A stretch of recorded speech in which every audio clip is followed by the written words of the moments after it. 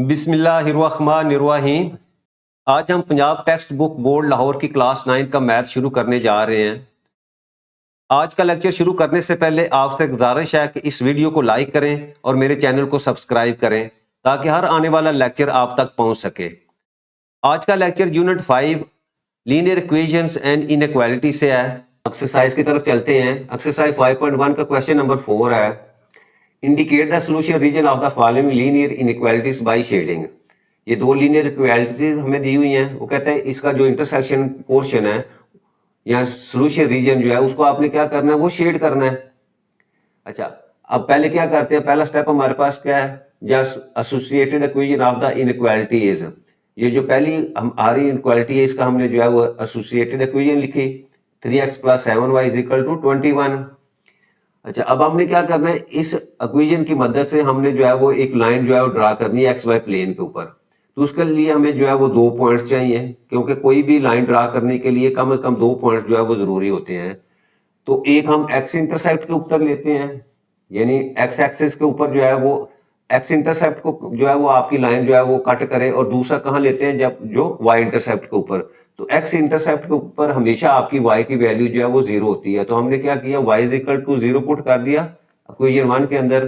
तो ये लिखे 3x + 7 × 0 = 21, और यहाँ से 3x = 21 और x आपके पास 3 से हमने डिवाइड कर दिया। तो 3 × 1 = 3, 3 × 7 = 21। तो x की वैल्यू हमारे पास आ गई 7।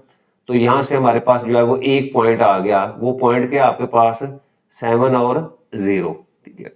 अच्छा, अब दूसरे पॉइंट के लिए हमने क्या किया, फॉर y इंटरसेप्ट हमने अगेन जो है वो पुट x = 0 इन इक्वेशन, क्योंकि y इंटरसेप्ट के ऊपर हमेशा आपका x की वैल्यू जो है वो 0 होती है। तो हमने x 0 पुट कर दी कहाँ, अगेन इक्वेशन 1 के अंदर। तो यहाँ से आपके पास 3 × 0 + 7y = 21, और यहाँ से आपके पास 7y = 21, that is equal to y = 21, और 7 पे हमने डिवाइड कर दिया। तो 7 × 1 = 7 और 7 × 3 = 21। तो सेकंड हमारे पास पॉइंट जो है वो आ गया जी 0, 3। ये 2 पॉइंट्स हमारे पास आ गए इस इक्वेशन के अगेंस्ट।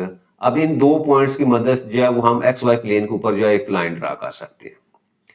नेक्स्ट हमारे पास जो सेकंड इनइक्वालिटी है वो है y ≤ 4।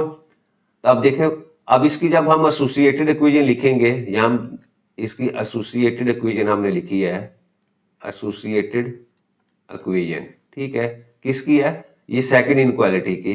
तो वो आपके पास जो है वो y = 4 आ जाएगा। अब y = 4 का मतलब क्या है कि which is a horizontal line है और पैरेलल टू x एक्सिस, यानी ये आपकी y4 जो है वो हॉरिजॉन्टल लाइन है parallel to x axis, x axis के अगेंस्ट जो है ना वो आपकी।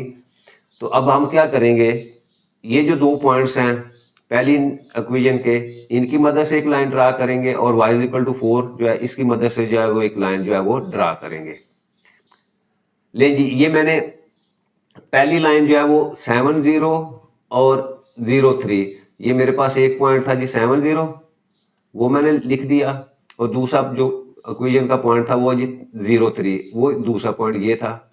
अब इन दोनों पॉइंट्स को मैंने मिला दिया और ये लाइन जो है वो ड्रा कर दी, और साथ मैंने यहाँ मेंशन कर दिया कि ये जो लाइन है वो इस इक्वेशन की है 3x + 7y = 21 की। अच्छा, दूसरी लाइन क्या थी, y = 4, तो ये पैरेलल टू x एक्सिस थी। तो इसको हम 0, 4 भी इसको पॉइंट को कह सकते हैं, या सिंपली आप y = 4 के। तो ये लाइन जो है वो हमने जो है वो ड्रा कर दी। ठीक है, ये वाली लाइन जो है, ये लाइन आपकी कौन सी है, y = 4, यहाँ 1, 2, 3 और 4, तो ये पॉइंट आपका 0, 4 है, और ये पैरेलल टू x एक्सिस जो है ना हमने ड्रा कर दी। अच्छा, अब अगला जो स्टेप हमारे पास होता है वो हमने देखना होता है कि अब हमारा जो सॉल्यूशन रीजन है वो इन लाइन की किस सीमत में है, क्या वो इन लाइन की ओरिजिन वाली साइड पे है या अपोजिट टू ओरिजिन है। तो उसको 1 बाय 1 जो है वो हम क्या करते हैं, वो उस इनइक्वालिटीज के अंदर जो है वो 0, 0 पुट करते हैं, यानी टेस्ट पॉइंट हमारा जो है वो ओरिजिन के ऊपर होता है। तो सबसे पहले मैंने क्या लिखा है, put x = 0 and y = 0 in the expression. ये पहली इनइक्वालिटी है हमारे पास, 3x + 7y > 21। ले जी, इसमें x और y की वैल्यू 0 पुट करते हैं, x की जगह 0 पुट कर दिया, इसी तरह y की जगह 0 पुट कर दिया, > 21।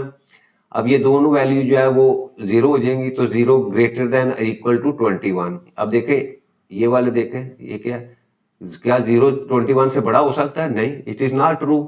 जब आपकी ये कंडीशन जो है इनक्वालिटी की ये ट्रू ना हो, तो आपका जो सोल्यूशन रीजन होता है वो उस लाइन से अपोजिट टू ओरिजिन होता है। तो इसका मतलब क्या हुआ कि ये लाइन थी हमारी, तो आपका सोल्यूशन जो है वो इस सीमत में होगा। ठीक है, ये जिस सीमत में हम जो है वो ये लाइन जो है वो ड्रा कर रहे हैं, इस सीमत में आएगा। ठीक है, ये सारी लाइन जो है वो शो कर रही है कि आपका सोल्यूशन रीजन जो है वो इस सीमत में है। ठीक है, ये मैंने एरो जो है वो डाल दिया। एरो का मतलब है इस सीमत में आपका सोल्यूशन जो है वो एग्जिस्ट कर रहा है। ठीक है, ये तो होगी पहली इनक्वालिटी। अब दूसरी के लिए क्या होगा, वो इनक्वालिटी हमारे पास ये है, y less than equal to 4। अब इसमें भी हमने क्या करना है, y की जगह 0 पुट कर देते हैं। y की जगह 0 पुट की तो हमारे पास वैल्यू आ गई 0 लेस देन और इक्वल टू 4। तो 0 हमेशा जो है वो 4 से छोटा होता है, तो इसका मतलब ये ट्रू हुआ। जब ट्रू है तो आपकी ये जो सेकंड हमारी लाइन थी, ठीक है, ये जो लाइन हमने की हुई है y इज इक्वल टू 4, इसका सोल्यूशन किस सीमत में आएगा, ये टूवर्ड्स द ओरिजिन आएगा। टूवर्ड्स ओरिजिन का मतलब यह है कि ये इस सीमत में आएगा। ठीक है, ये जो लाइन में ड्रा कर रहा हूं, एरो ड्रा कर रहा हूं, इसका मतलब आपका सोल्यूशन रीजन जो है वो इस सीमत में है। ठीक है, अच्छा, अब अगला पॉइंट क्या होगा, अब हमने देखना है कि कौन सा ऐसा पोर्शन है जो दोनों आपकी इनक्वालिटीज को जो है वो होल्ड कर रहा है, या दोनों का इंटरसेक्शन पार्ट है या कॉमन पार्ट है।